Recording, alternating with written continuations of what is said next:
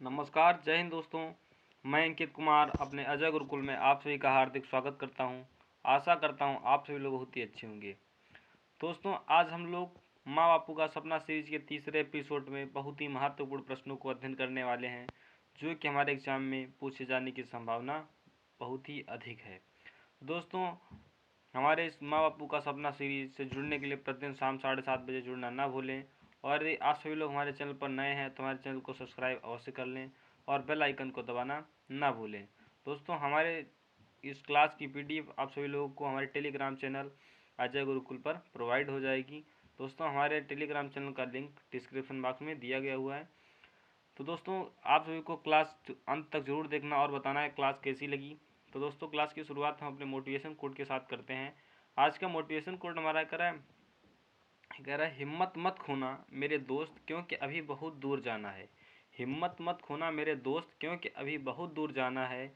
जिसने कहा था तेरे बस का नहीं, उन्हें भी कुछ करके दिखाना है। जिसने कहा था तेरे बस की बात नहीं, उन्हें भी कुछ करके दिखाना है। दोस्तों, इसी के साथ हम अपनी क्लास की शुरुआत करते हैं और देखते हैं हमारा पहला प्रश्न क्या है। पहला प्रश्न हमारा दिया गया हुआ है कि 73वें संविधान संशोधन 1992 के द्वारा भारतीय संविधान में शीर्षक से परिच्छेद जोड़ा गया जो अनुच्छेद 243 से 0 से प्रावधान कवर करता है। तो दोस्तों, यहाँ पर दिया अल्पसंख्यक आयोग या न्यायपालिका या ग्राम पंचायत या सदन। तो दोस्तों, इसका राइट आंसर हो जाएगा हमारा सी। दोस्तों, पंचायती राज एक्ट जो आया था हमारा 73वां संविधान संशोधन ये जो हमारा हुआ था 1992 पंचायती राज से संबंधित था। किससे संबंधित था? ये पंचायती राज से संबंधित था। राइट आंसर हो जाएगा हमारा सी। दोस्तों, और 24 ये हमारा लागू कब हुआ था? ये हमारा लागू हुआ था 24 अप्रैल। कब लागू हुआ था? 24 अप्रैल 1993 ईस्वी से ये लागू हो गया था। तो दोस्तों, इसका राइट आंसर हो जाएगा हमारा सी। पढ़ते हैं अगले प्रश्न की ओर। अगला प्रश्न हमारा दिया गया है रहा है कि उत्तर प्रदेश के किस स्थान पर जो है बुद्ध ने अपना पहला उपदेश दिया और कार्यविधि की नींव रखी। तो दोस्तों, यहाँ पर दिया कुशीनगर या संकिसा या सारनाथ या श्रावस्ती। तो दोस्तों, इसका राइट आंसर हो जाएगा हमारा सी। क्या हो जाएगा? राइट आंसर हमारा हो जाएगा सी। जब भगवान बुद्ध ने अपना पहला उपदेश कहाँ दिया था? ये हमारा सारनाथ में दिया था। क्या दिया था? कहाँ दिया था? सारनाथ में। दोस्तों, इसे हम धम्मचक्र प्रवर्तन के नाम से भी जानते हैं। किस नाम से? धम्मचक्र प्रवर्तन के नाम से भी इसको जानते हैं। कि इसको भगवान बुद्ध ने जो है पहला उपदेश कहाँ दिया था? सारनाथ में। इस घटना को है हम धम्मचक्र प्रवर्तन के नाम से भी जानते हैं। दोस्तों, यहाँ पर दिया है कुशीनगर। कुशीनगर में क्या हुआ था? दोस्तों, भगवान बुद्ध का जो है इनकी मृत्यु कब हुई थी? इनकी मृत्यु जो है कहाँ हुई थी? कुशीनगर में हुई थी। कहाँ हुई थी? कुशीनगर में जो है भगवान बुद्ध की मृत्यु हुई थी। और यहाँ पर दिया हुआ ऑप्शन श्रावस्ती। क्या दिया है? श्रावस्ती दिया। श्रावस्ती में जो भगवान बुद्ध ने सर्वाधिक उपदेश कहाँ दिए थे? सर्वाधिक उपदेश ये कहाँ दिए थे? सर्वाधिक उपदेश जो ये भगवान बुद्ध ने श्रावस्ती में दिए थे। कहाँ दिए थे? श्रावस्ती में दिए थे। तो दोस्तों, इसका राइट आंसर हो जाएगा हमारा सी। दोस्तों, भगवान बुद्ध के बारे में और कुछ जान लेते हैं जो कि जो है भगवान बुद्ध के बारे में बहुत सारे प्रश्न बना करते हैं। हर एग्जाम में एक न एक प्रश्न आता रहता है। तो दोस्तों, इनके बारे में और अध्ययन कर लेते हैं। जैसे पूछ लेता है भगवान बुद्ध का जन्म कब और कहाँ हुआ था। तो दोस्तों, भगवान बुद्ध का जन्म जो है कब और कहाँ हुआ था? दोस्तों, इसका राइट आंसर हो जाएगा कहाँ? 563 ईस्वी में 63 ईसा पूर्व में कब हुआ था? 563 ईसा पूर्व में कहाँ हुआ था? लुम्बिनी। क्या हुआ था? लुम्बिनी में हुआ था। लुम्बिनी जो वर्तमान समय नेपाल में पड़ती है। ये जो है 563 ईस्वी में भगवान बुद्ध का जन्म हुआ था। तो दोस्तों, उसके बाद में भगवान बुद्ध ने अपने ग्रह त्याग दिया था। जैसा कि बताया गया है, भगवान बुद्ध जो है इनको बचपन से ही घर के बाहर नहीं निकलने दिया जाता था। और जो भगवान बुद्ध का जब नामकरण करने के लिए जो संत आया था, उसने बता दिया था कि आपका लड़का ये राजपाट नहीं करेगा। ये जाकर जंगल में चला जाएगा और ये क्या बनेगा? ये एक सन्यासी बनेगा और अपने ज्ञान के प्रचार से विश्व में विख्यात हो जाएगा। तो दोस्तों, इनके माता पिता जो थे भगवान बुद्ध के, पिता शुद्धोधन और माता महामाया, इन लोगों ने योजना बनाई कि भगवान बुद्ध को जब घर से बाहर ही निकलने नहीं दिया जाएगा तो बाहर की सांसारिक जो चीज़ों का ज्ञान नहीं होगा। एक दिन दोस्तों भगवान बुद्ध जो है घर से इन्होंने कहा कि आज मैं राज्य भ्रमण करूँगा। कहाँ भ्रमण करूँगा? भगवान बुद्ध ने कहा आज मैं राज्य को भ्रमण करूँगा। तो राजा ने बहुत ही समझाया इनके पिता ने, लेकिन इन्होंने कहा नहीं, मैं राज्य भ्रमण करूँगा। तो दोस्तों इन्होंने जो है रथ पर बैठकर अपने सारथी चन्ना के साथ, किसके साथ? सारथी क्या था? कौन था जो घोड़े को चलाता था? वो कौन था? चन्ना था। तो दोस्तों अपने सारथी चन्ना के साथ भगवान बुद्ध अपने राज्य को भ्रमण करने के लिए चल दिए। तो रास्ते में उन्हें क्या मिला? रास्ते में उन्हें एक जो है बीमार व्यक्ति मिला। क्या मिला? बीमार व्यक्ति मिला दोस्तों। तो जो है चन्ना से भगवान बुद्ध ने पूछा कि ये कैसा व्यक्ति है? तो भगवान बुद्ध को चन्ना ने बताया कि ये एक बीमार व्यक्ति है और ये बुजुर्गावस्था में जो है व्यक्ति बीमार टाइप का हो जाता है, जर्जर शरीर हो जाता है। उसके बाद में भगवान बुद्ध को रास्ते में और एक जो है शव मिला। क्या मिला? शव यात्रा में एक व्यक्ति को उसकी मृत्यु हो गई थी, उसको शमशान की ओर लिए जा रहे थे। तो तब चन्ना ने पूछा इस व्यक्ति को ये लोग कहाँ लिए जा रहे हैं? तो चन्ना ने उत्तर दिया कि हर दिन किसी न किसी की व्यक्ति मृत्यु होती रहती है। तो दोस्तों जो है भगवान बुद्ध से कहता है कि इसको जो है शमशान को लिए जा रहे हैं। हर एक मनुष्य जो है जिसने भी जन्म लिया है वो मृत्यु को अवश्य प्राप्त करता है। तो दोस्तों ये वहीं इसको शमशान को लिए जा रहे हैं। धीरे धीरे आगे बढ़े तो आगे रास्ते में जो है एक सन्यासी मिला। कौन मिला? सन्यासी मिला। जो है चन्ना ने भगवान बुद्ध से पूछा चन्ना से जो है भगवान बुद्ध ने पूछा कि ये कौन है? तो भगवान बुद्ध को चन्ना ने बताया कि एक सन्यासी है। कौन है? ये एक सन्यासी है। ये जो है सांसारिक मोह माया से दूर है और ये क्या कर रहा है? ये भगवान के भजन में लीन है और तपस्या कर रहा है। तो दोस्तों भगवान बुद्ध ने कहा जो और बताया कि ये जो तपस्या में लीन, इसे किसी भी मोह माया से लालच नहीं है। तो दोस्तों उसके बाद में भगवान बुद्ध ने निर्णय किया कि मुझे क्या बनना है? मुझे एक सन्यासी बनना है। भगवान बुद्ध ने सारथी चन्ना को ही सारे अपने राजसी वस्त्र दे दिए और राजसी वस्त्र देने के बाद में घर से निकल दिए। राजसी वस्त्र देने के बाद में चन्ना को दे दिए, कहने लगे अब हम यहाँ से जा रहे हैं। और राजसी वस्त्र चन्ना को देकर ये भगवान बुद्ध जो है 29 वर्ष की अवस्था में घर से निकल पड़े। 29 वर्ष की अवस्था में घर से निकल पड़े। दोस्तों जब घर से निकले थे वह घटना कौन सी कहलाती है? दोस्तों जब भगवान बुद्ध घर से निकले तो ये हमारी घटना कहलाती है महाभिनिष्क्रमण। कौन सी? महाभिनिष्क्रमण। भगवान बुद्ध जो है जब उन्होंने ग्रह त्याग किया था वो घटना क्या कहलाई थी? महाभिनिष्क्रमण कहलाई थी। ये प्रश्न बहुत ही बार पूछा गया कि महाभिनिष्क्रमण का संबंध किससे है। उसके बाद में भगवान बुद्ध को ज्ञान की प्राप्ति 35 वर्ष की अवस्था में जो है, कितने वर्ष की? 35 वर्ष की अवस्था में भगवान बुद्ध को जो है बोध गया बिहार नामक स्थान पर, कहाँ? बोध गया बिहार में जो है भगवान बुद्ध को ज्ञान की प्राप्ति हुई। कहाँ हुई? बिहार में। और पूछ लेता है भगवान बुद्ध को ज्ञान की प्राप्ति हुई तो दोस्तों किस नदी के तट पर हुई? किस नदी के तट पर हुई? तो भगवान बुद्ध को ज्ञान की प्राप्ति जो है निरंजना नदी के तट पर हुई। किस नदी के?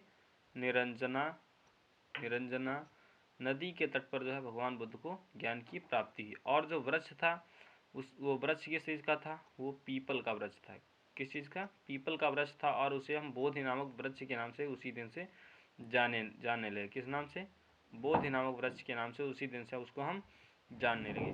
तो दोस्तों भगवान बुद्ध, उसके बाद में भगवान बुद्ध की जो है ज्ञान प्राप्त हुआ। उसके भगवान बुद्ध ने अपना पहला उपदेश सारनाथ में दिया और सर्वाधिक उपदेश श्रावस्ती में दिए।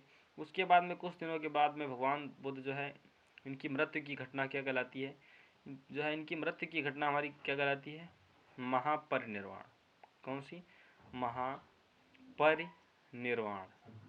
महापरिनिर्वाण। दोस्तों भगवान बुद्ध की जब मृत्यु हुई थी तो वह घटना क्या कहलाई थी? महापरिनिर्वाण। भगवान बुद्ध की मृत्यु कहाँ हुई थी? ये कुशीनगर में हुई थी। कुशीनगर उत्तर प्रदेश में भगवान बुद्ध की मृत्यु हुई थी। तो दोस्तों इसका राइट आंसर हो जाएगा हमारा सी। बढ़ते हैं अगले प्रश्न की ओर। अगला प्रश्न हमारा दिया गया हुआ कह रहा है कि उत्तर प्रदेश भारत का सबसे अधिक आबादी वाला राज्य है और जनगणना 2011 तक दी गई जनसंख्या के अनुसार इसकी आबादी घनत्व प्रति वर्ग किलोमीटर है। कितना वर्ग किलोमीटर है? तो दोस्तों इसका राइट आंसर हो जाएगा हमारा ए हो जाएगा, या बी हो जाएगा 760, यह हो जाएगा हमारा 330, यह हो जाएगा 650। तो दोस्तों इसका राइट आंसर हमारा हो जाएगा ए, 829 जो है वर्ग किलोमीटर उत्तर प्रदेश की जनसंख्या का घनत्व है। दोस्तों सर्वाधिक जनसंख्या भारतवर्ष में सर्वाधिक जनसंख्या घनत्व किस राज्य में है? तो दोस्तों बिहार राज्य में जो है बिहार राज्य में सर्वाधिक जनसंख्या घनत्व है। किस राज्य में? बिहार। उसके बाद में आता है पश्चिम बंगाल। कौन आता है? पश्चिम बंगाल। इसी सेकंड नंबर पर पश्चिम बंगाल आ गया, पश्चिम बंगाल आ गया। और जो है सबसे कम जनसंख्या घनत्व किस राज्य में है? तो दोस्तों ये हमारा अरुणाचल प्रदेश में। कहाँ? अरुणाचल प्रदेश में जो है सबसे कम जनसंख्या घनत्व कितना है? दोस्तों ये हमारा यहाँ पर 17 जनसंख्या घनत्व है। 17 वर्ग किलोमीटर प्रति व्यक्ति के हिसाब से जनसंख्या घनत्व है। तो दोस्तों इसका राइट आंसर हो जाएगा हमारा ये जो है जनगणना 2011 के अनुसार जनसंख्या घनत्व उत्तर प्रदेश का 829 है। और यदि पूछ लेता है कि सर्वाधिक जो है लिंगानुपात किस राज्य में है? सर्वाधिक लिंगानुपात किस राज्य में है? तो दोस्तों केरल में। कितना है? कहाँ है? केरल में। कितना है? तो दोस्तों 1084। कितना है? 1084, यानी कि 1000 पुरुषों पर 1000 जो है पुरुषों पर 1084 महिलाएं। कितनी हैं? 1084 महिलाएं हैं। और सबसे कम लिंगानुपात किस राज्य में है? तो दोस्तों सबसे कम लिंगानुपात ये हमारा हरियाणा राज्य में है। कहाँ है? हरियाणा राज्य में सबसे कम लिंगानुपात है। कितना है? 879। कितना है? 879 जो है लिंगानुपात है। कितना है? 879, यानी कि 1000 पुरुषों पर जो है 879 ही महिलाएं हैं। कितनी है? 879 महिलाएं ही हैं। तो दोस्तों इसका राइट आंसर हो जाएगा ए। और यदि पूछ लेता है कि जो है जनसंख्या की दृष्टिकोण से सबसे बड़ा राज्य, जनसंख्या की दृष्टिकोण से सबसे बड़ा राज्य, तो दोस्तों उत्तर प्रदेश से हो जाएगा। और जनसंख्या की दृष्टि से सबसे छोटा राज्य पूछ लेता है तो ये हमारा हो जाएगा सिक्किम हो जाएगा। कौन सा राज्य हो जाएगा? सिक्किम। और यदि पूछ लेता है कि जो है क्षेत्रफल के हिसाब से जो है सबसे बड़ा राज्य कौन सा है, तो हमारा हो जाएगा राजस्थान। कौन सा राज्य हो जाएगा? राजस्थान। और क्षेत्रफल के हिसाब से सबसे छोटा राज्य पूछ लेता है तो दोस्तों ये हमारा कौन सा हो जाएगा? ये हो जाएगा गोवा। कौन सा हो जाएगा? गोवा हो जाएगा। इस बढ़ते दोस्तों अगले प्रश्न की ओर। अगला प्रश्न हमारा दिया गया हुआ कह रहा है कि निम्नलिखित में से किसने प्रोटॉन की खोज की? किसने प्रोटॉन की खोज की? दोस्तों यहाँ पर ऑप्शन ए में दिया गया जेम्स चैडविक, यहाँ पर चैडविक हो जाएगा, जेम्स चैडविक, या जो है जॉन डाल्टन, या अर्नेस्ट रदरफोर्ड, या यूजीन गोल्डस्टीन। तो दोस्तों इसका राइट आंसर हो जाएगा हमारा डी, यूजीन गोल्डस्टीन। लेकिन कहीं कहीं लोग जो है रदरफोर्ड को जो है भी मानते हैं प्रोटॉन की खोज रदरफोर्ड ने की, लेकिन आयोग ने इसको गोल्डस्टीन ने माना कि प्रोटॉन की खोज किसने की? गोल्डस्टीन ने की है। दोस्तों यहाँ पर न्यूट्रॉन की खोज किसने की? किसकी? न्यूट्रॉन की खोज ये हमारी चैडविक ने की। किसने की? न्यूट्रॉन की खोज चैडविक ने की। और परमाणु सिद्धांत ये जो है डाल्टन ने दिया। किसने दिया? परमाणु का सिद्धांत ये डाल्टन ने दिया। दोस्तों इसका राइट आंसर हो जाएगा हमारा डी। बढ़ते हैं अगले प्रश्न की ओर। अगला प्रश्न हमारा दिया गया हुआ है कह रहा है कि which the following symbol of lead, निम्नलिखित में से कौन सा विकल्प लेड का चिन्ह है? तो दोस्तों यहाँ पर दिया के है, या पीबी है, या एयू है, या एनए है। दोस्तों इसका राइट आंसर हो जाएगा हमारा बी। कौन सा हो जाएगा? राइट आंसर हमारा हो जाएगा बी। जो है पीबी जो है ये किसका है? पीबी ये लेड का जो है प्रतीक चिन्ह है। क्या है? सिंबल जो है लेड का है। तो यहाँ पर एयू दिया है, एयू किसका है? दोस्तों एयू सोना का। किसका? सोना का जो है सिंबल क्या है? एयू है। और जो है पोटेशियम जो है के किसका है? के जो है पोटेशियम। किसका है? पोटेशियम। पोटेशियम का सिंबल के है। और एनए किसका सिंबल है? तो दोस्तों सोडियम। किसका है? सोडियम। सोडियम का सिंबल एनए है। किसका है? एनए। और दोस्तों Mg मैग्नीशियम हो गया। Mg मैग्नीशियम हो गया। क्या होगा? मैग्नीशियम।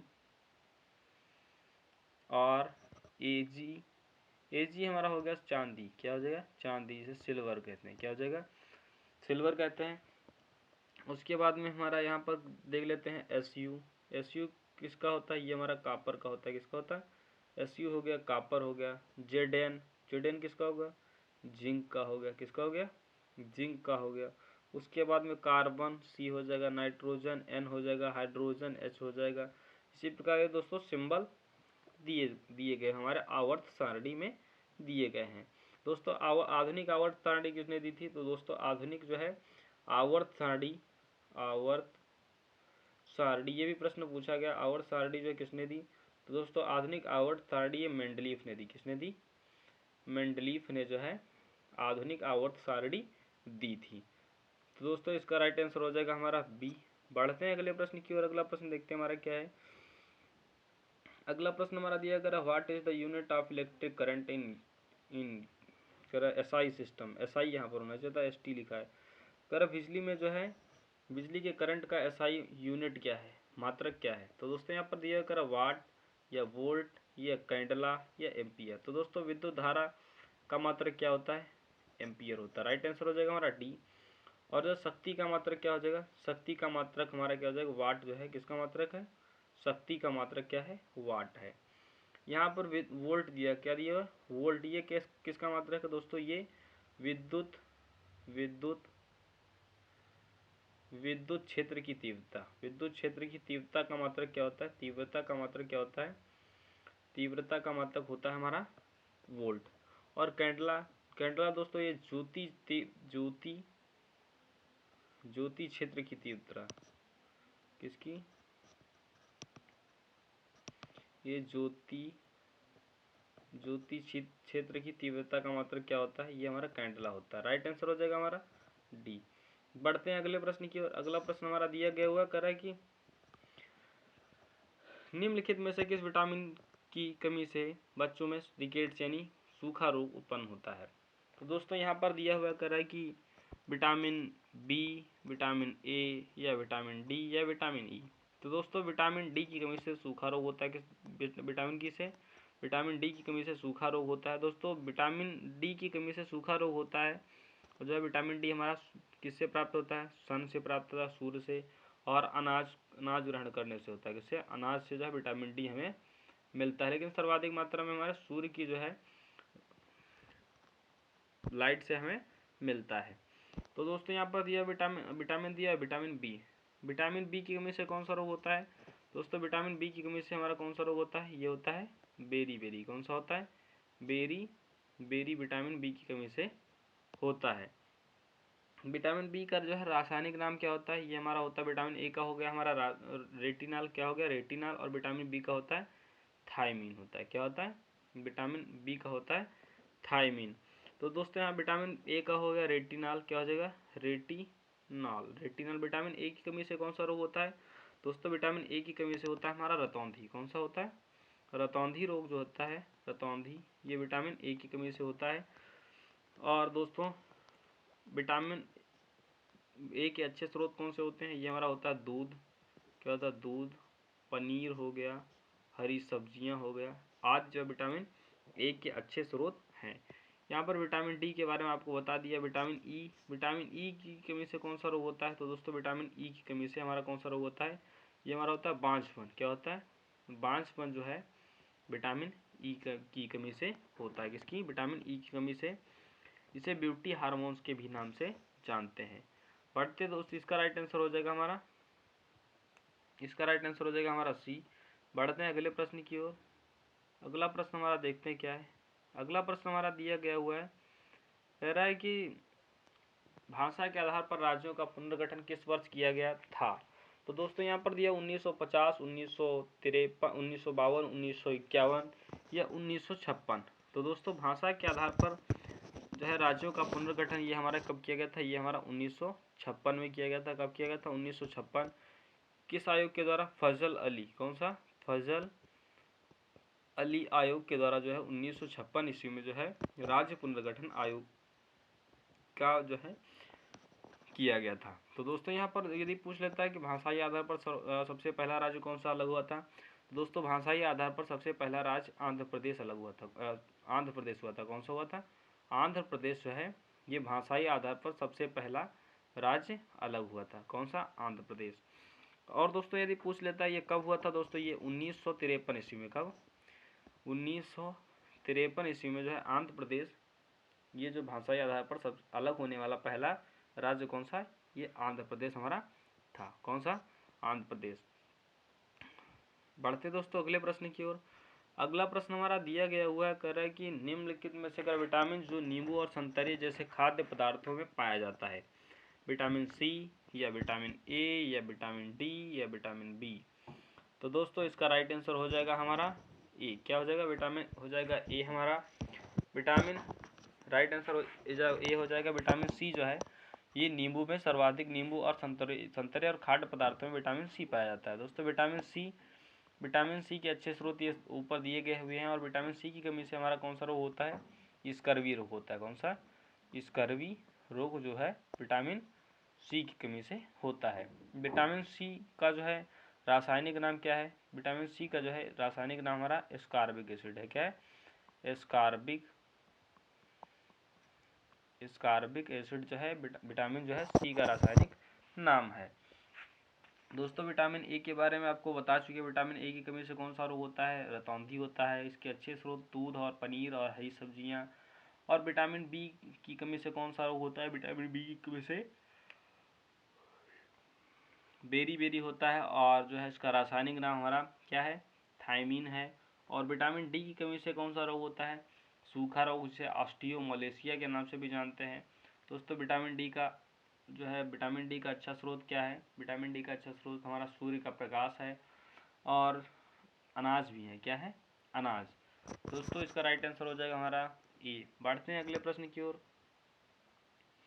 अगला प्रश्न हमारा दिया अगर थल सेना दिवस कब मनाया जाता है, तो दोस्तों थल सेना दिवस 12 जनवरी को मनाया जाता है, या 15 जनवरी को मनाया जाता है, या 9 जनवरी को मनाया जाता है, या 23 जनवरी को मनाया जाता है।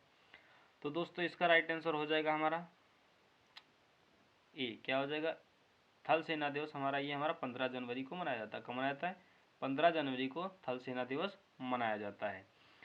दोस्तों यहाँ पर दिया 9 जनवरी। 9 जनवरी को क्या मनाया जाता है? 9 जनवरी को जो है प्रवासी भारतीय दिवस कब मनाया जाता है? ये हमारा 9 जनवरी को मनाया जाता है।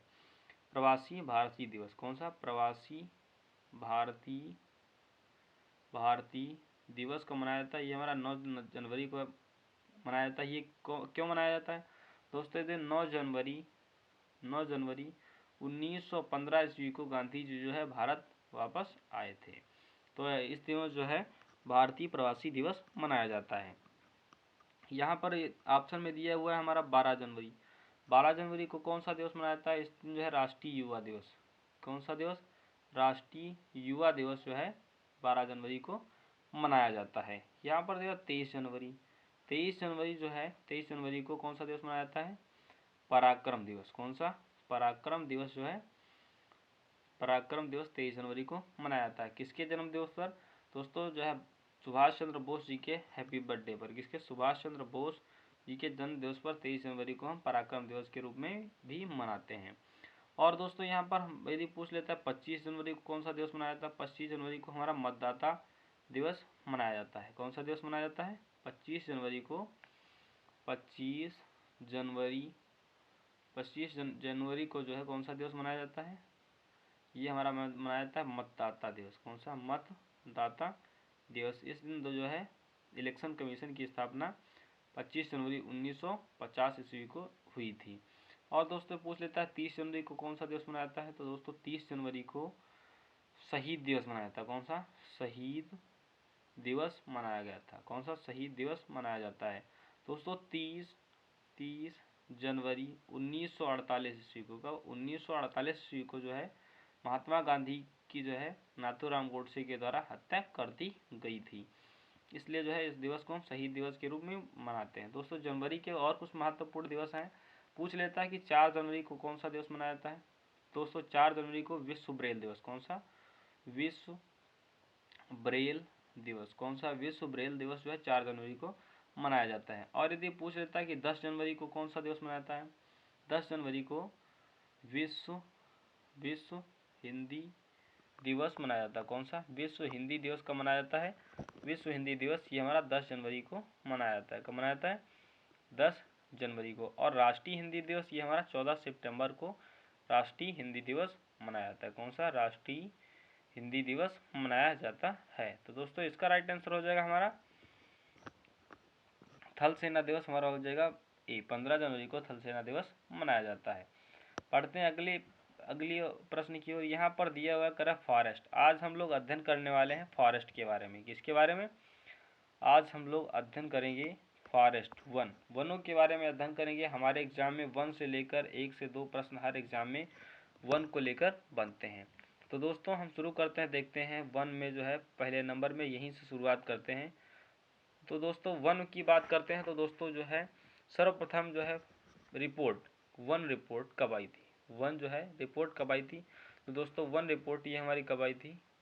रिपोर्ट ये हमारी 1987 ईस्वी को पहली जो है वन रिपोर्ट पहली 1987 ईस्वी को आई थी। कब आई थी? 1987 ईस्वी को। और जो है सन 2021 में जो है ये किस नंबर की थी दोस्तों? ये 17वें नंबर की जो है वन रिपोर्ट थी। तो दोस्तों यदि पूछ लेता है कि सर्वाधिक भारतवर्ष में सर्वाधिक वन किस राज्य में पाए जाते हैं? क्षेत्रफल के हिसाब से भारत में सर्वाधिक वन जो है किस राज्य में पाए जाते हैं? सर्वाधिक वन दोस्तों ये किस राज्य में पाए जाते हैं? ये जो है मध्य प्रदेश में पाए जाते हैं। कहाँ पाए जाते हैं? मध्य प्रदेश में सर्वाधिक वन, क्षेत्रफल के हिसाब से सर्वाधिक वन मध्य प्रदेश में पाए जाते हैं। और सबसे कम वन कहाँ पाए जाते हैं? सबसे कम वन जो है ये पाए जाते हैं हरियाणा में। किस में पाए जाते हैं? हरियाणा में जो है सबसे कम वन पाए जाते हैं। और दोस्तों यदि पूछ लेता है कि परसेंटेज के हिसाब से, प्रतिशत के हिसाब से सर्वाधिक वन किस राज्य में पाए जाते हैं? तो दोस्तों इसका राइट आंसर हो जाएगा हमारा मिजोरम। कौन सा राज्य हो जाएगा? मिजोरम जो है प्रतिशत के हिसाब से सर्वाधिक वन जो है मिजोरम में पाए जाते हैं। और मिजोरम के बाद जो है सबसे कम यदि पूछ लेता है, सबसे कम जो है परसेंटेज में, प्रतिशत में सबसे कम, तो दोस्तों इसका राइट आंसर हो जाएगा हरियाणा ही। क्या आ जाएगा? हरियाणा में ही जो है सबसे कम वन प्रतिशत के हिसाब से भी पाए जाते हैं। तो दोस्तों और उसके बाद में पूछ लेता है कभी कभी पर्यावरण संरक्षण अधिनियम। पर्यावरण संरक्षण अधिनियम, पर्यावरण संरक्षण अधिनियम। कौन सा? पर्यावरण संरक्षण अधिनियम जो है ये कब का है? दोस्तों पर्यावरण संरक्षण अधिनियम ये हमारा 1986 ईस्वी का है। कौन सा? 1986 ईस्वी को जो है पर्यावरण संरक्षण अधिनियम है। और यदि पूछ लेता है वन संरक्षण अधिनियम, वन संरक्षण अधिनियम ये कब का है? तो दोस्तों ये वन संरक्षण अधिनियम ये हमारा 1980 ईस्वी का है। कब का है? 1980 ईस्वी का है। और यदि पूछ लेता है कि वन्य जीव संरक्षण अधिनियम, कौन सा? वन्य। और यदि पूछ लेता है, इसको हटा देते हैं, पूछ लेता है वन्य जीव संरक्षण अधिनियम ये कब का है? तो दोस्तों वन्य जीव संरक्षण अधिनियम ये हमारा 1973 ईस्वी का है। कब का है? 1973 ईस्वी का। तो दोस्तों आप सभी को बहुत ही महत्वपूर्ण प्रश्न बताए। पहले नंबर में बताया हमने जो है सर्वाधिक वन किस राज्य में पाए जाते हैं? मध्य प्रदेश में सबसे अधिक वन पाए जाते हैं। और सबसे कम ये पाए जाते हैं हरियाणा में। और प्रतिशत के हिसाब से सर्वाधिक वन कहाँ पाए जाते हैं? ये हमारा मिजोरम में होते हैं। कहाँ? मिजोरम में। और प्रतिशत के हिसाब से भी सबसे कम किस राज्य में है? ये हमारे हरियाणा में है। और उसके बाद में पूछ लेता है वन्य जीव संरक्षण अधिनियम के ये 1973 का है। और वन संरक्षण एक्ट ये 1980 का है। और जो है वन्य जीव संरक्षण हो गया। और जो है आप सभी को पर्यावरण संरक्षण अधिनियम ये हमारा 1986 ईस्वी का है। ये आपको बहुत ही महत्वपूर्ण प्रश्न बताए। और उसके बाद में यदि पूछ लेता है, कहेगा कि जो है वृद्धि के हिसाब से सर्वाधिक वृद्धि के हिसाब से सबसे अधिक किस राज्य में वृद्धि दर है? तो दोस्तों वृद्धि दर के हिसाब से सर्वाधिक वन जो है आंध्र प्रदेश में सर्वाधिक वृद्धि दर रही है। कहाँ रही है? आंध्र प्रदेश में सर्वाधिक वृद्धि दर के हिसाब से आंध्र प्रदेश में सर्वाधिक वन पाए जाते हैं। तो दोस्तों आप सभी को वन के बारे में बहुत ही अच्छी तरीके से पता है। और यदि पूछ लेता है कि जो है वन संरक्षण एक्ट, ये तो आप सभी को बताया है भी। दोस्तों इसका मुख्यालय कहाँ स्थित है, हेडक्वार्टर? तो दोस्तों इसका हेडक्वार्टर है जो है वनों का हेडक्वार्टर कहाँ है, जहाँ से ये हमारी रिपोर्ट आती है वन संरक्षण अधिनियम। ये 1987 की वन संरक्षण अधिनियम जो है कि हमारा 1986 में आया था। और इसकी रिपोर्ट जो है वनों की रिपोर्ट ये हमारी कहाँ से आती है, देहरादून से आती है। कहाँ से आती है, देहरादून। देहरादून से आती है। कहाँ से आती है, देहरादून से रिपोर्ट आती है। प्रत्येक दो वर्षों के बाद में जो है ये वनों की रिपोर्ट आती है। प्रत्येक 2 वर्षों में इसकी रिपोर्ट आई थी। 2021 में किस नंबर की है, 2021 में ये हमारे 70वें नंबर की रिपोर्ट है। दोस्तों इसी के साथ हम हमारी आज की क्लास का सब अंत होता है। तो दोस्तों आज की क्लास आप सभी को कैसी लगी? तो दोस्तों अगर हमारी क्लास अच्छी लगी तो वीडियो को लाइक और चैनल को सब्सक्राइब करना ना भूलें, और अपने दोस्तों को ज़्यादा से ज़्यादा शेयर करें, और कमेंट बॉक्स में एक अच्छा सा कमेंट भी लिख दिया करें। दोस्तों आप सभी लोग वीडियो को लाइक नहीं करते हैं तो जो है उत्साह उतना बढ़ता नहीं है। तो दोस्तों वीडियो को लाइक अवश्य कर दिया करें, जिससे हमारा भी मोटिवेशन बढ़ता है कि हाँ लोगों को हमारी क्लास पसंद आ रही है। तो हमें भी, जबकि हम आप लोगों को अच्छा से अच्छा कंटेंट देने का प्रयास लगातार कर रहे हैं, और कंटेंट आप सभी को ऐसा देते हैं, हम एक प्रश्न में जो है 4+4 या 5 या उसके अंदर 10 से 20 प्रश्न भी हम पहुंचा देते हैं कि इसमें जो है कोई प्रश्न छूटना नहीं चाहिए। दोस्तों आप सभी इतना तो कर ही दिया करिए कि वीडियो को लाइक और चैनल को सब्सक्राइब जरूर कर दिया करें, और कमेंट बॉक्स में एक अच्छा सा कमेंट भी लिख दिया करें कि जो है आप सभी को हमारी क्लास कैसी लग रही है। और हम जो प्रश्न देते हैं आप सभी लोगों को, उस प्रश्न का उत्तर भी हमें कमेंट बॉक्स में अवश्य दे दिया करें। तो दोस्तों यदि आप सभी को बताना है कि जो है यूटी में जो है केंद्र शासित प्रदेश में जो है जनसंख्या घनत्व सर्वाधिक किस राज्य में है, किस यूटी में जो है सबसे अधिक जनसंख्या घनत्व है? आप सभी को इस प्रश्न का आंसर आप सभी को कमेंट बॉक्स में बताना है। दोस्तों आज की क्लास यहीं पर समाप्त होती है। जय हिंद।